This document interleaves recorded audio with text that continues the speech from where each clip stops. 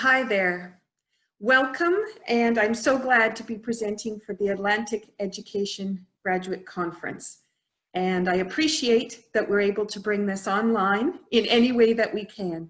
So I'm bringing you into my kitchen because I have been sharing my tools and tips, which is my subject today, for the last almost 70 days, as I've shared with people around the world, the tools trying to keep community going and keeping people motivated and assisted in what my topic is about today.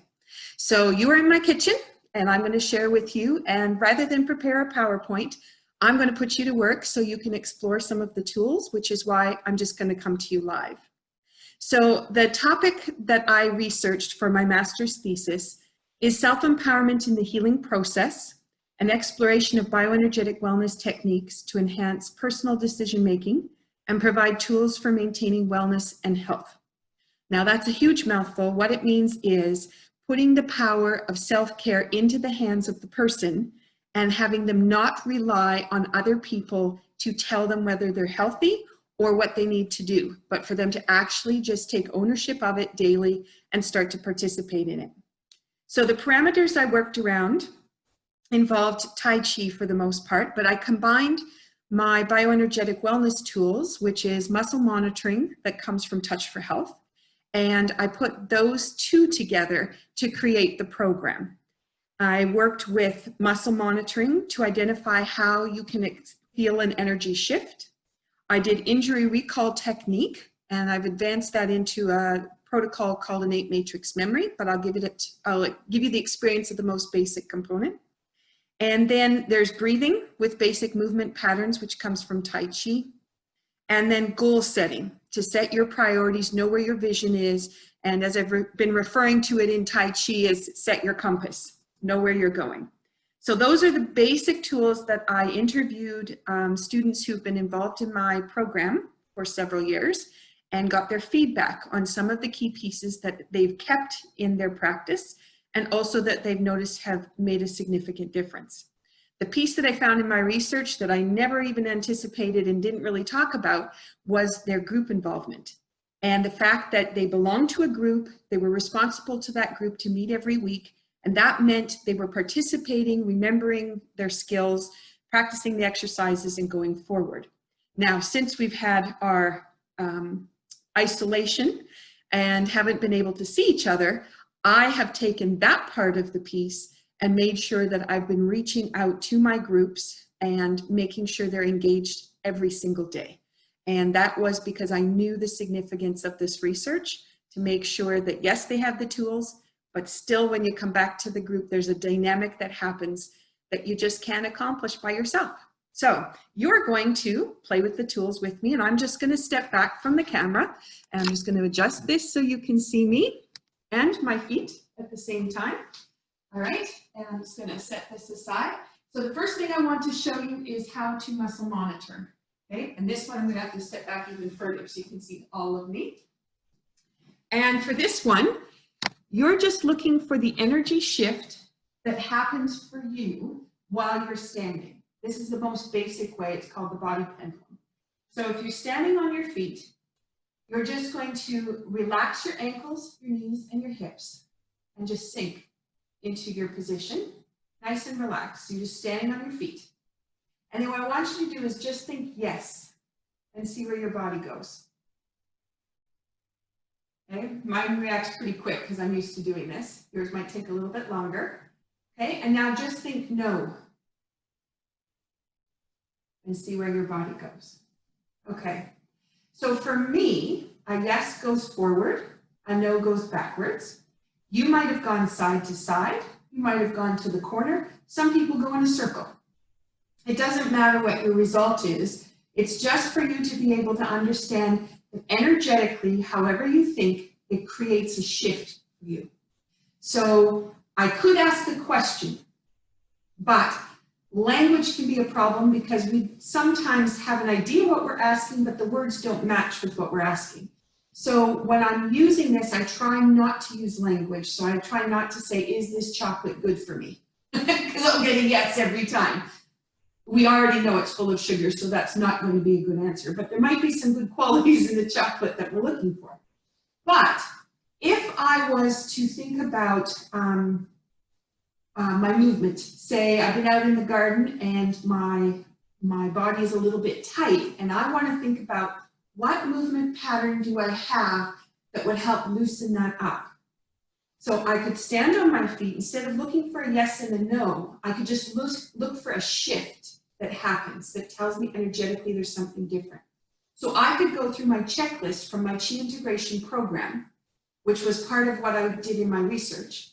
And so I could go walking up and down the stairs, deep breathing, spine rotation.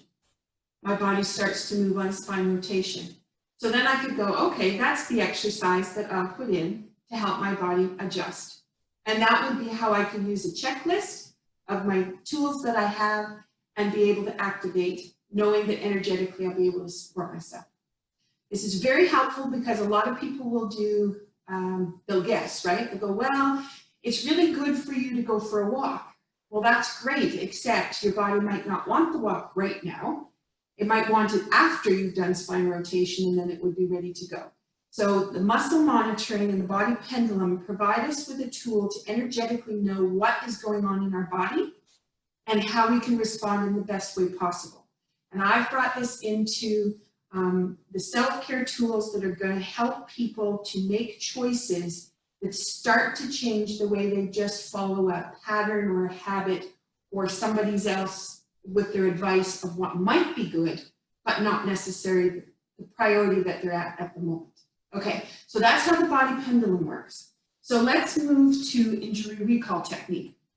So this one is about pulling on, it would be on your ankle, pulling on the ankle, and it actually goes right into the motor tendon. So there's space in between the ankle, between the foot and the leg bone, right in that little hollow in your ankle. So be right in that space. Now, I don't work with people who lie on massage tables. I work with people who are in an exercise program. So I'm not going to be pulling on ankles.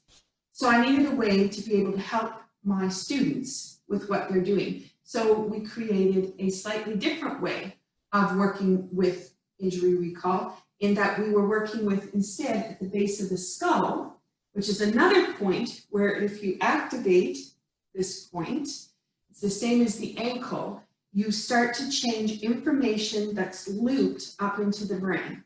So injury recall, so you can experience it. I want you to think about some injury, sore spot, something that's tight on you or has been giving you some problems. Think about it.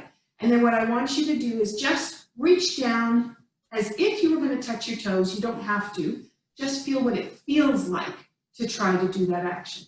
Okay, so I'm going to focus on my shoulder, which is something that I've been working with. And so I can feel, it's pretty good today, but it has a little bit of stiffness right in here. I can feel it. And if I go down to touch my toes, I have not done any activity yet today, so I actually can't quite get to my toes. And I can feel it. On my right side, I have some scar tissue, sits bone, so I can feel it getting a little bit of pull. I just want you to know, what does that feel like, okay? So now what we're going to do is we're going to do the most basic component of injury recall, and then we're going to go back and assess. So what I want you to do is just make a cone with your fingers and put it by your jaw. And then you're going to nod your head forward and straight. Okay, 3 times. Then you're going to take your fingertips and put them into the top of the hair, posterior fontanelle, and you're going to lower your head 3 more times. Now you're going to put your hand over to wherever that spot is that you were noticing. Nod your head 3 more times. If it's emotional, you can just think about whatever it is. Nod your head 3 times. That's the most basic component of the technique. So now what I want you to do is move through your range of motion. So that little bit of tightness has left. And now if I go down to touch my toes, and I'm not sure that you can see at the camera, but I was about this far away from my toes when we started, and now I can actually touch my toes. I can still feel the pull here, but I didn't focus on that as my goal. That little technique releases the tension in the body and the tendons and allows everything to relax. So if you've got an emotion that's blocked somewhere, you can actually let it go after you've had some kind of an incident. Okay, that's its most basic component. If you want to know more about it, my website, dancedebut.com, under resources and articles, has the full write-up on innate matrix memory. And I have the research that goes with it and all of the dialogue. So you can check it out if that's of interest to you. So let's go to breathing. Breathing is really key and is very important for anything that we want to do. And a lot of people breathe shallow. So what I did in my program is I introduced either a seated version or a standing version. And this is going to be with just letting the arms rise and lower, known as commencement. Okay, so if I sit down, just so you can see what the position would be, my feet are shoulder width apart, and I would be pushing into my feet, nice deep breath in, float up, and then let everything go and relax. So let's try that again. And then let that go and relax. And a deep breath in and relax. And I think I can feel everybody's breath. Let's do one more. It's like, oh, feels good to just take those deep breaths in. And that's why it's in my program, just to remind people. If you're standing, then you would have your feet shoulder width apart, straight forward, and then you would just sink down into the feet, ankles, knees, and hips, relaxed. Hip is totally relaxed, and then just push into the feet. As you push, your arms just float up. They're engaged as a whole body movement from the bottom to the top. And that brings in that whole process. Okay, so let's go to goal setting. That was one other key thing. A lot of people start into a program of self-care, but they have no idea where they're going to go. So with every class, always at the beginning, what is the goal or vision that you have? Not just for today, but in the long term. So if you're taking care of yourself, what is your vision? You plan to be hiking somewhere, you want to run a marathon, you want to be able to get into the garden, you want to be able to get down to the floor and back up again off your knees. What is your goal? What is your vision? And how do you see yourself doing that? Make sure that that whole vision is there before we start into any of the movement sequences. And that helps to bring us to the right place of where we want to go. And you always know what your vision is. So that was the other key component. All right.